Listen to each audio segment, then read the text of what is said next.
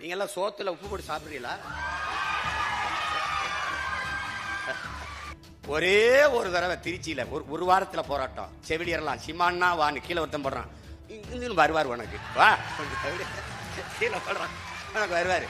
அம்பட்ட தமிழீழ தாயின் கருப்பையில் புலியாக கருவானவன், பொறுமை கடந்து பகைவர் நடுங்க புலியாக உருவானவன், கண்பட்டு போகுமோ என்றிருந்த வையம் கருதும் புகழ் கொண்டவன், களம் பாடும் புலவர்கள் உளம் தொல்ல வரலாற்றில் பல நூறு களம் கண்டவன்.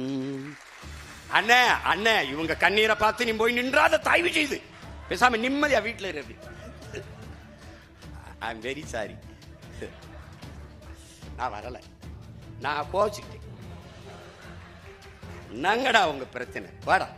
ஒரு அதை சொல்றாரு, அவர் அகாத சொல்றாரு, கப்பர் டே சீனால ஒரு முதலாளி என்கிட்ட 3000 ஆடு இருக்கு, மேய்க்கவரனுக்கு 1 லட்சம் சம்பளம்ட்டான். பலாயிரக்கணக்கான பேர் போய் நிக்கிறான், படிச்சவன் போறான். இல்ல தந்தி டிவின்னு ஒண்ணு இருக்குல்ல, முந்திக்கிட்டு செய்தி சொல்ற ஒரு டிவி, உண்மையும் நேர்மையும் தவிர எதையும் சொல்லாதது, அப்படி ஒரு தொலைக்காட்சி அது. அந்த தொலைக்காட்சி தேநீர் நேரம் டீ டைம் அப்படின்னு வச்சிருக்கு. அதுல பேசுது, சீனாவிலே ஆடு மேய்க்கவருக்கு 1 லட்சம். சீனா சொன்னா ரசிக்கு, அதே சீமா சொன்னா சிரிக்கு. இப்பதான் திமுக காரனுக்கு அறிவு வருது. அவன் இவரா எங்களுக்கு பகுத்தறிவை புகட்டினார், ஊட்டினார், காட்டினார். மங்கி நிலம் மங்கி நிலம். பொம்பளை பிள்ளைய வன்புணர்வு செய்து 10 வயசு பிள்ளைய கொண்டு விட்டான்னா அவங்க அம்மா குடிச்சிருந்தாங்க. டேய் யாரா நீங்கெல்லாம்? அம்மா குடிச்சிருந்தா பிள்ளைய கடத்திட்டு போய் வன்புணர்வு செய்து கொலை செய்யணும்னு சட்டம் இருக்காடா? டேய் அவளே குடிச்சிருந்தாலும் தொடக்கூடாதுடா, அவளே குடிச்சிருந்தாலும் தொடக்கூடாது. படமா போட்டு போட்டு காட்டினேன். இத்தனை ஊடகம் இருக்கு, ஒருத்தன் போட்டு காட்டல. என்னென்னமோ சொல்றான்டா அந்த பாருங்கடான்ட்டு. போறார், வாரார், திரும்புறார், உட்கார்றாரு. அவன் ஊடகத்தை மயிரளவு கூட மதிக்கிறது இல்ல, அவன் திரும்பி கூட பாக்குறது இல்ல. இவங்க ஐயோ போய்கிட்டு இருக்காரு, வந்துகிட்டு இருக்காரு. நம்ம மாண்போட மதிப்போம், நம்மள மதிக்கிறது இல்ல. ஊடக தீண்டாமை. நம்ம ரொம்ப தாழ்த்தப்பட்டவன் அவங்க பார்வையில், தீண்டத்தகாதவன் நாம். திமுக வீட்டில் தட்டேந்து ஒரு சீட்டு, இந்த டிவிகே வீட்டில் தட்டேந்து, வீடு வீடுக்கு கையேந்தி பிச்சை எடுக்கிறது, இந்த வீடு கட்சிக்கு கட்சி தட்டேந்து இந்த சீட்டு வாங்குறதுக்கு வித்தியாசம் என்ன இருக்கு உனக்கு? அவன் யாரு, காங்கிரஸா இல்ல வேற கட்சியா? அவன் யாரு? இவங்கள மாதிரி ஒரு கேடு கட்டம் இருந்து சிவகுமார் முதலமைச்சர் இருக்காரு, அவரு விஜய் வெரி இம்மெச்சூர்டு பாலிட்டிஷியன். அவன் சொல்லியிருக்கான் இம்மெச்சூர்டு பாலிட்டிஷியன். அவர் சொல்றாரு இம்மெச்சூர்டு பாலிட்டிஷியன், அது தமிழ்நாடு டிஎன்சி, அதை தமிழ்நாடு காங்கிரஸ் அவரோட கூட்டணி வைக்கும், அகில இந்திய காங்கிரஸ் திமுகவோட தான் இருக்கும்னு. என்னடா கட்சி இது? என்னடா கட்சி? பூத்து வாக்கக முகவர் போட வக்கு இருக்கா உனக்கு? ஒரு தொகுதியில தனியா நின்று எந்த இடத்துல கட்டுத்தொகை வாங்குவியா? நீ? நான் தோத்தாலும் 4 விழுக்காடு வச்சிருக்கேன், நீ வென்றா கூட வராத அவ்வளவு. நீ என்னடா என்னைய ஒதுக்குறது தீண்டத? நான் உன்னை திரும்பி கூட பார்க்கல. போட்டா போடு, போல. நீ என்னை செய்தி போடுவ, நீ என்னை காட்டுவாயின்னு கட்சி ஆரம்பிச்சோன்னு நினைக்கிறியா நீ? இவங்களுக்கு நோய்டா, இவங்களுக்கு நோய். பிரதமர் எந்த ஊருக்கு போனாலும் தற்சார்பு பொருளாதாரம், தற்சார்பு பொருளாதாரம், தற்சார்பு பொருளாதாரம். Move forward organic farming.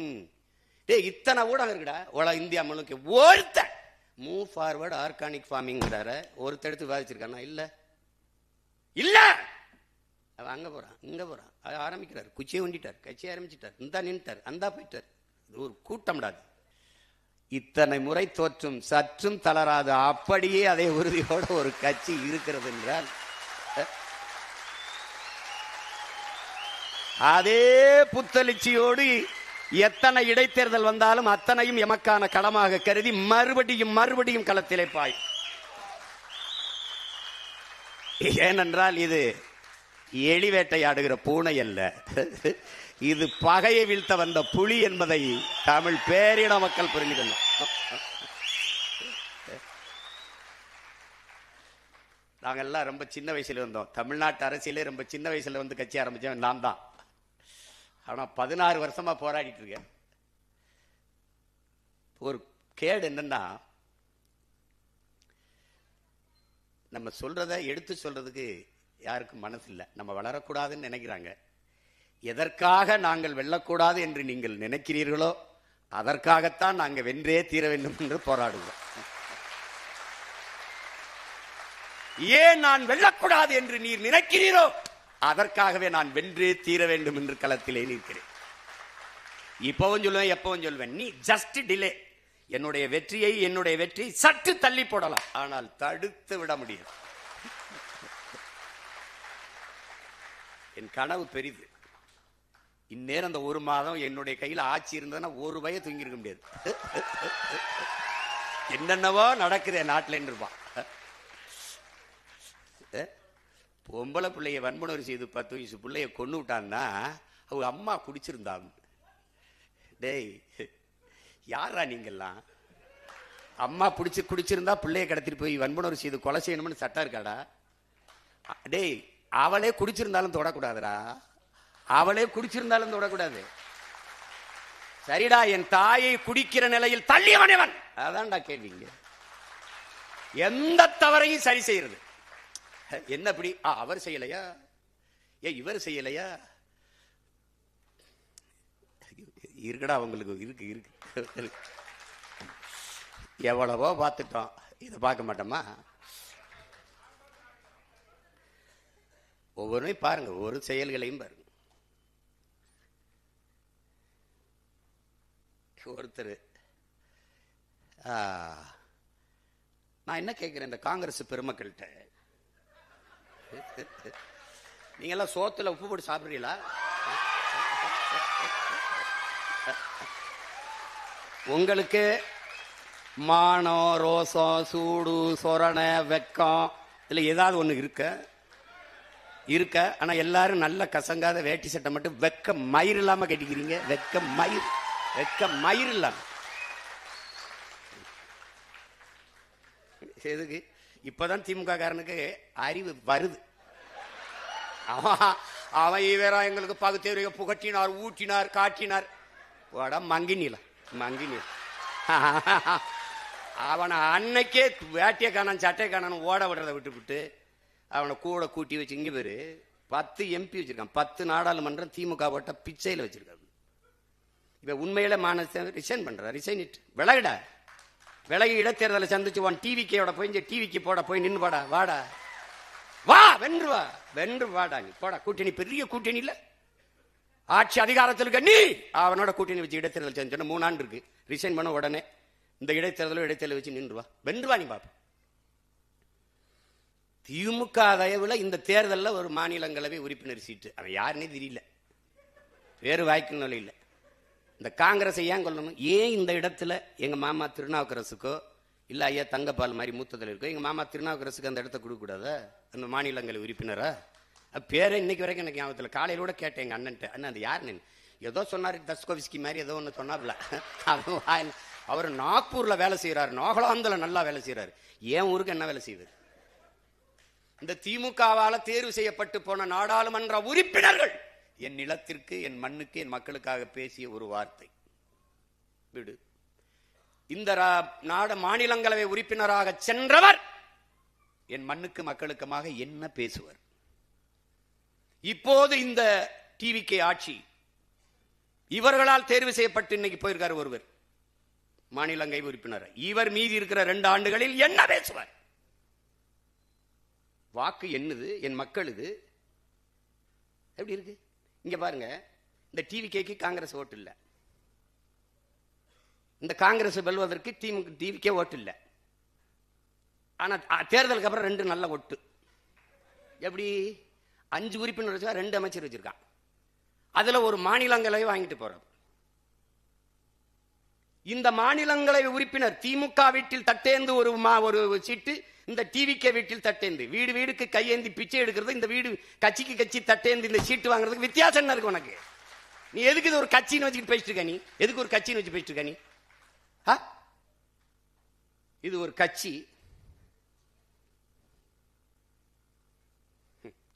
இப்பதான் தெரியும் திமுகவுக்கு. அப்பவே ஒருத்தன் சொன்னானையா, கேட்கலையே. இப்போ போறவர்கள் பதவிக்காக போவார்கள், வேற எதுக்கு? மக்கள் உதவிக்காக போவார்கள். அவ்வளவு மகான்களா, புறா மகாத்மாக்களா? விலகு. எங்க ஊர்ல ஒரு மகான் வென்றிருக்காப்ல, ஐயா ராஜீவ் காந்தியுடைய சொந்த சின்னத்தா மகன், அருமைச்சவர் ராகுல் காந்திக்கு very close relation, Manik Tagore அவர் பேரு. அவரு தம்பி உதயநிதி கிட்ட கேள்வி கேட்கிறாப்ல, தமிழக முதலமைச்சர் மேகதாது அணைக்காக மோடி அவர்கள் பிரதமர் மோடிக்கு கடிதம் எழுதியிருக்கிறார், நீங்கள் ஏன் சைலண்ட் மோடுக்கு போனீர்கள்? இப்ப இது உதயநிதி நாடு ஒண்ணு மட்டும் இல்ல, இது ஏன் நாடு, இது என் உரிமை, மேகதாதில் அணை கட்டியே தீர்வேன் என்று சொல்பவன் எவன்? அவன் யாரு? அவன் யாரு? காங்கிரஸா இல்ல வேற கட்சியா? அவன் யாரு? இவங்கள மாதிரி ஒரு கேடு கட்டம் இருந்து சிவகுமார் முதலமைச்சர் இருக்காரு, அவரு ஓ விஜய் வெரி இம்மெச்சூர்டு பாலிட்டிஷியன். அவன் சொல்லியிருக்கான் இம்மெச்சூர்டு பாலிட்டிஷியன். அவர் சொல்றாரு இம்மெச்சூர்டு பாலிட்டிஷியன், அது தமிழ்நாடு டிஎன்சி, அதை தமிழ்நாடு காங்கிரஸ் அவரோட கூட்டணி வைக்கும், அகில இந்திய காங்கிரஸ் திமுகவோட தான் இருக்கும்னு. என்னடா கட்சி இது? என்னடா கட்சி? அவர் ஒண்ணு பேசியிருக்காருல்ல, பேசிட்டு போறாப்ல. தங்கச்சி சோதிமணி ஒரு கட்சி வச்சிருக்கு, இவங்க ஒரு கட்சி வச்சிருக்காங்க, எங்க ஐயா சிதம்பரமா ஒரு மகன் ஒரு கட்சி வச்சிருக்காங்க.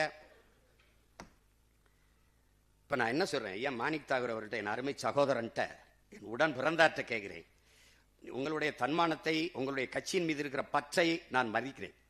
ஆனால் நீங்க திமுக வாக்குல தான் வென்றிருக்கிறீங்க.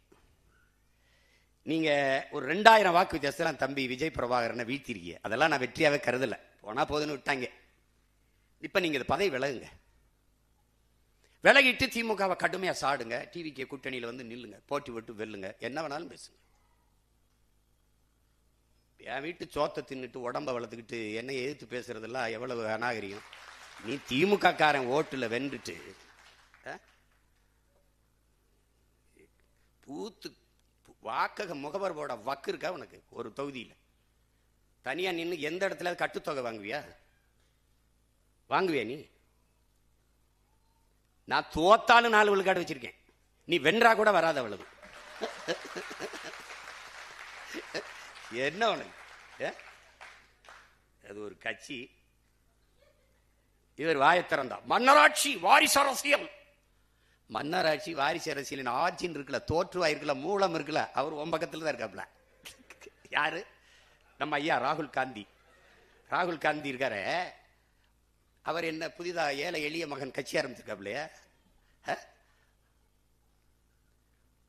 எவ்வளவு வசதியா பாருங்க. இது மன்னராட்சி, ஆம், இது வாரிசு அரசியல் சரிதான். ஆனால் இந்த வாரிசு அரசியலின் முன்னோடி மூலம் காங்கிரஸ். காங்கிரஸ் தேர்தல் முடியும் முதல் நாள் ஓட்டு போறதுக்கு முதல் நாள் பேசுறாப்ல, தேர்தலுக்கு பிறகு ஸ்டாலின் அவர்கள் போய் மோடி அமித்ஷா காலிலே விழுவார் அப்படின்னு. 2 வாரத்தில் இவர் போய் விழுகிறாப்ல. போராடி தடுத்து வச்சிருந்த அத்தனைக்கும் இழுத்து போட்டாப்ல. ஜல்ஜன் ஜீவன் திட்டம், ஜல் ஜீவன் ஒரு குடிநீர் திட்டம். ஒரு நாட்டு குடிமக்களுக்கு, வாக்கு செலுத்தின குடிமக்களுக்கு தண்ணி கூட கொடுக்க துப்பு இல்லை. பொலிவியால பெக்டல்னு ஒரு நிறுவனம், பெரிய கதை, படமா போட்டு போட்டு காட்டினேன். இத்தனை ஊடகம் இருக்கு, ஒருத்தம் போட்டு காட்டல. என்னென்னமோ சொல்றான்டா அந்த பாருங்கடான்ட்டு. ஆ போறார், ஆ வாரார், ஆ திரும்புறார், ஆ உட்கார்றார். அவன் ஊடகத்தை மயிரள கூட மதிக்கிறது இல்ல, அவன் திரும்பி கூட பாக்குறது இல்ல. இவங்க ஐயோ போய்கிட்டு இருக்காரு, வந்துகிட்டு இருக்காரு. நம்ம மாண்போட மதிப்போம், நம்மள மதிக்கிறது இல்ல. ஊடக தீண்டாமை. நம்ம ரொம்ப தாழ்த்தப்பட்டவன் அவங்க பார்வையில், தீண்டத்தகாதவன் நாம். நீ என்னடா என்னைய ஒதுக்குறது தீண்டத்தை? நான் உன்னை திரும்பி கூட பார்க்கல, போட்டா போடு போல. நீ என்னை செய்தி போடுவ, நீ என்னை காட்டுவாயின்னு கட்சி ஆரம்பிச்சோன்னு நினைக்கிறியா? நீங்க எல்லாம் பேசி என்னை வளர்ப்பீங்கன்னு கட்சி ஆரம்பிக்க நினைக்கிறேன். நான் செய்ய வந்தது தேர்தல் அரசியல், கட்சி அரசியல் அல்ல, மக்கள் அரசியல். நான் செய்ய வந்தது செய்தி அரசியல், விளம்பர அரசியல் அல்ல, சேவை அரசியல், செயல் அரசியல். நெருப்பு சொல்றான் அவன், நெருப்பு சுடும், நெருப்பு சுடும், நெருப்பு சுடும். ஓராண்டு படம் நடத்தலாலும் பயனில்லை. தொடுன்னு சொல்லு, தொடுவான். அதுக்கப்புறம் நீர் அவன் சொல்லுவான், நெருப்பு சுடும், நெருப்பு சுடும், நெருப்பு சுடும்னு. இப்ப சொன்னேன், அவன் கேட்கல, தொட்டான். இப்ப பேசுவான் 6 மாசம் கழிச்சு, நெருப்பு சுடும், நெருப்பு சுடும், நெருப்பு சுடும். நீ பாரு. ஆதிமொழி தானாக தோன்றிய தனித்த மொழி,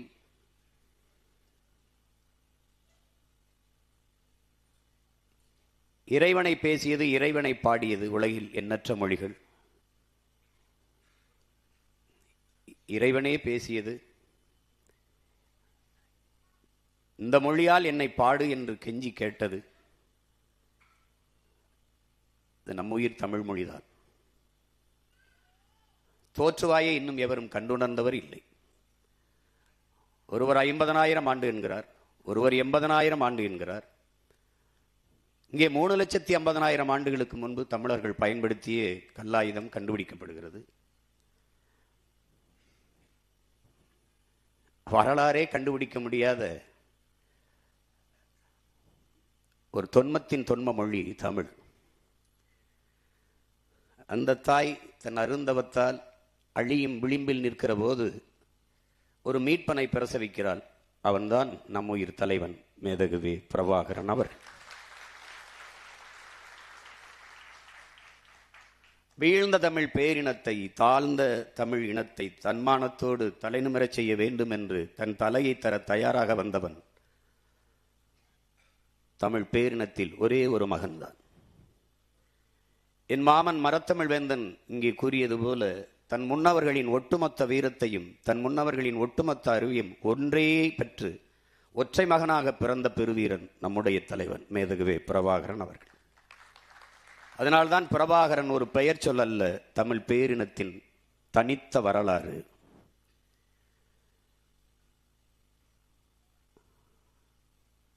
அவன் ஒரு கனவு கண்டான். உலகில் எல்லா மொழிவழி தேசிய இனங்களையும் போல என் இனமும் உரிமை பெற்று பெருமையோடு உயர்ந்து சிறந்து வாழ வேண்டும் என்கிற ஒரு புனிதமான கனவு அவனுக்கு வந்திருக்க கூடாதுதான். ஏனென்றால் அவன் அமைச்சோ, அவன் அப்பன் ஒரு அமைச்சோ, அவன் ஒரு மன்னனோ, அவன் வாரிசோ, அவன் ஜமீனோ திவானோ இல்லை. அவன் ஒரு சாதாரண மகன். ஆனால் அவனுக்கு தெரியும், வரலாறை உருவாக்கியவர்கள், வரலாற்றை படைத்தவர்கள் உலகெங்கிலும் எளிய மனிதர்களான் என்பதை உணர்ந்ததால் அந்த எளிய மகன் தன் இன வரலாற்றை எழுத துவங்கினான்.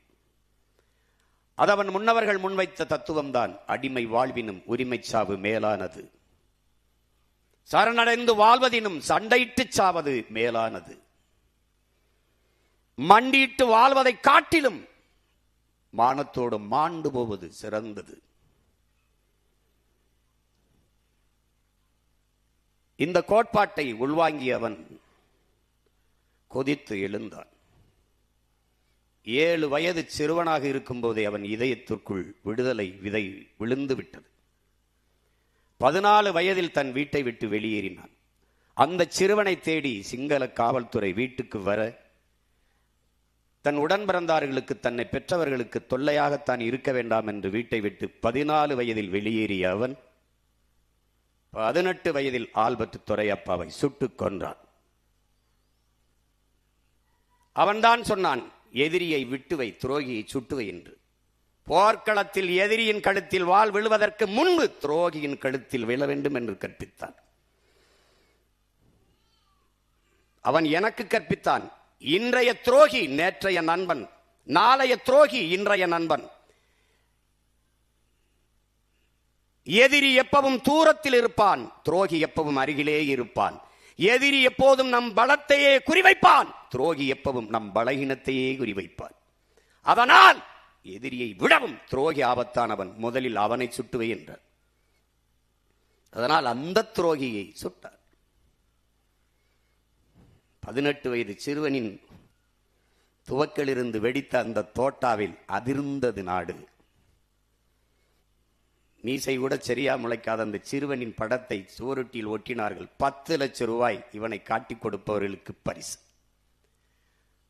தலைக்கு 10 லட்சம் வந்து வைத்து இவன் தான் தமிழ் பேரினத்தின் தலைவன் என்று அடையாளம் காட்டியவன் இனப்பகைவன் சிங்களன்.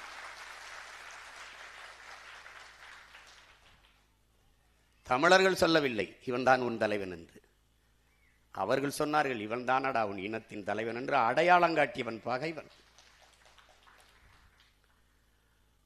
அன்று தொடங்கியது அவன் இன விடுதலை போர். தொடங்கிய காலத்திலே இருந்து அந்த விடுதலை நெருப்பை தனக்குள் பற்ற வைத்துக் கொண்டு இந்த நிலமெங்கும் பச்சி பரவியன் பெருந்தீ நம்முடைய அப்பா தேனிசை செல்லப்பா அவர்கள்.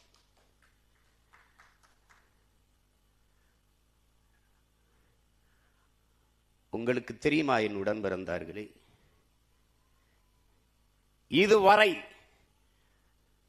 தமிழீழ விடுதலையை, தமிழ் தேசிய விடுதலையை மாவீரர்களை தலைவர் பிரபாகரனை தவிர ஒருத்தரையும் பாடாத ஒரு குரல் உண்டென்றால் அது நம்முடைய அப்பா தேனிசை செல்லப்பா அவர்கள்தான். அவர் இங்கே இருக்கிற அரசியல் கட்சிகளில் இல்லை இணைந்து அந்த தலைவர்களை பாடியிருந்தால் பெரும் பெரும் பதவிகளை பெற்று வசதியாக வாழ்ந்திருக்கலாம். எண்ணற்ற பேர் வந்தார்கள், வீரஞ்செறிந்த அந்த விடுதலை போராட்டத்தை ஆதரித்தார்கள், பேசினார்கள்.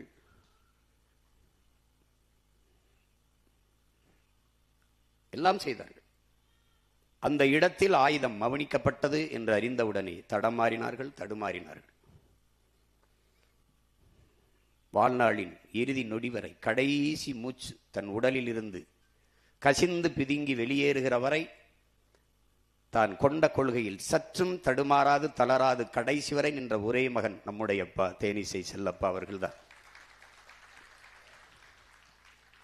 அவர் பாடுகிறார், பேசாமல் பேச வைப்பான் பிரபாகரன், அவன் பெருமைக்கு அவன் இங்கு நிகரானவன். பேசாமல் பேச வைப்பான் பிரபாகரன், அவன் பெருமைக்கு அவன் இங்கு நிகரானவன். தமிழீழம் பெற்று இங்கு தருவானவன், என்றும் தாய் போல தொடர்ந்து இங்கு வருவானவன். தேனிசையாலே அவன் புகழை பாட்டாக்குவேன், அவன் திசையிருந்து வரும் காற்றை மூச்சாக்குவேன்.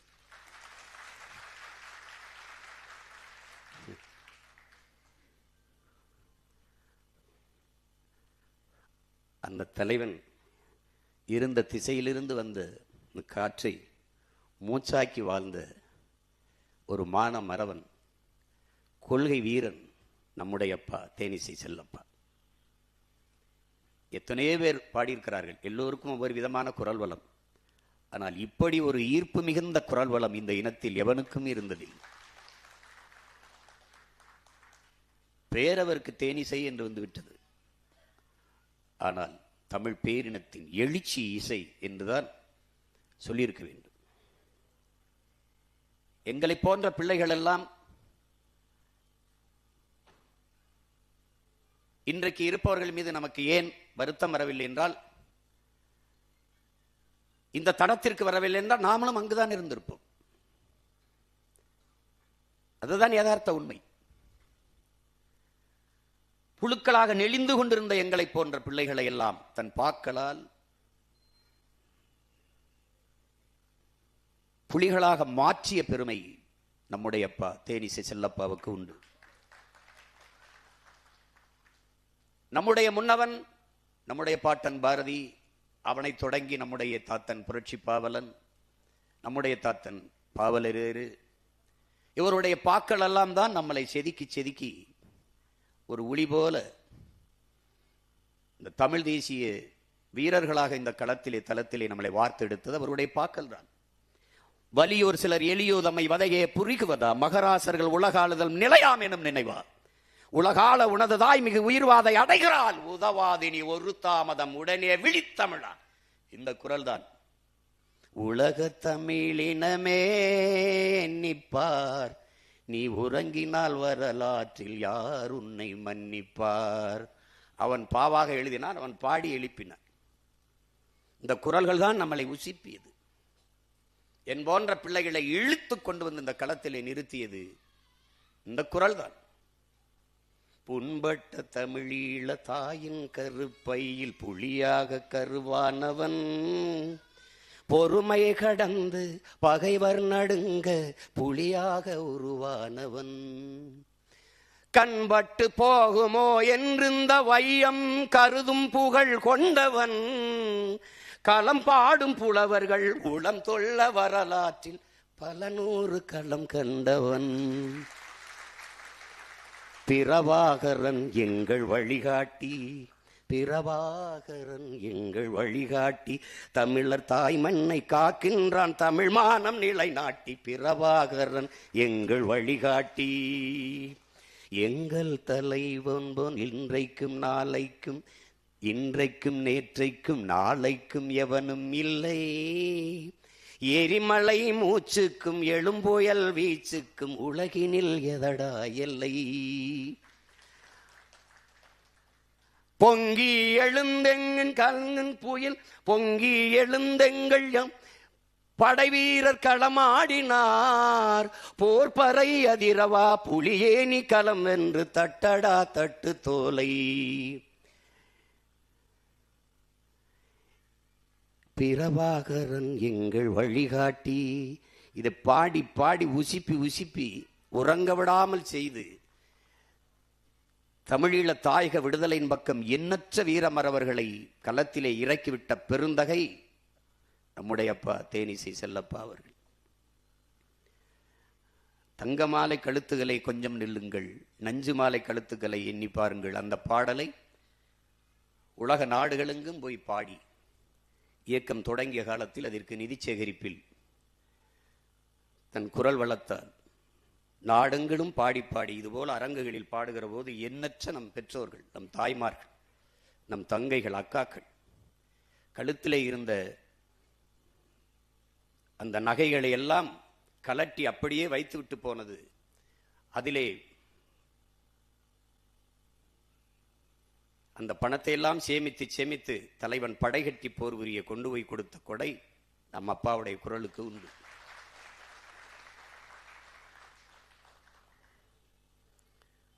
படிப்பட்ட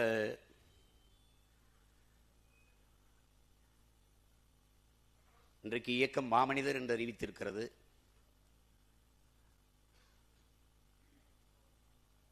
நம் தலைவர் இருந்தால் அவர் தேசத்தின் குரல் என்று அண்ணன் பாலசிங்கம் அவர்களை அறிவித்தார்கள். அவர் இருந்தார் தேசத்தின் இசைக்குரல் என்று நம்முடைய அப்பாவை தலைவர் அறிவித்திருப்பார்கள்.